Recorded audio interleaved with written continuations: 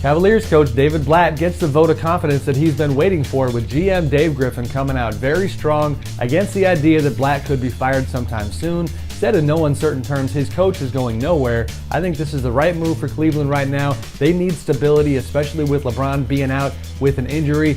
Changing coaches, reaching for a Mark Jackson type, maybe bringing Tyronn Lue over, the lead assistant coach for the Cavs, I think would be counterproductive. I think they did the right thing here. The Dallas Mavericks are looking smarter by the day for going out and getting Rajon Rondo in that trade with Boston a couple weeks back. Going into Monday, won 6 out of 8 games, 5 straight. Rondo, more importantly, is clicking with Coach Rick Carlisle. I spoke to both men about the relationship recently, and it's going very, very well early on. This is important when it comes to a guy like Rondo. He's going to be a free agent this summer. He's always had a relationship with his coaches that went beyond the surface level, from Doc Rivers to Brad Stevens, and now trying to do that with Carlisle. That's a very good sign for the Mavs going forward.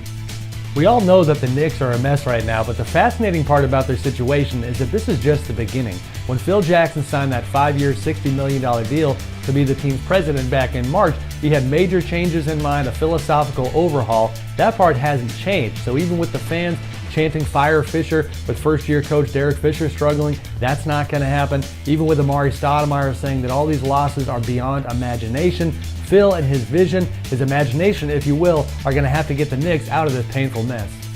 The Josh Smith influence is going to be judged from here until the end of the year, after the Pistons made that shocking decision to cut him, even though he had $26 million left on his deal. So far, it's been pretty fascinating. The Pistons go on a 5-game winning streak after cutting Josh. Now, we'll see if that keeps up. Their schedule has been pretty light going forward. 4 of the next 5 games against San Antonio, Dallas, Toronto, and Atlanta. Very tough schedule. In Houston, meanwhile, the Rockets are 3-3 since getting Josh.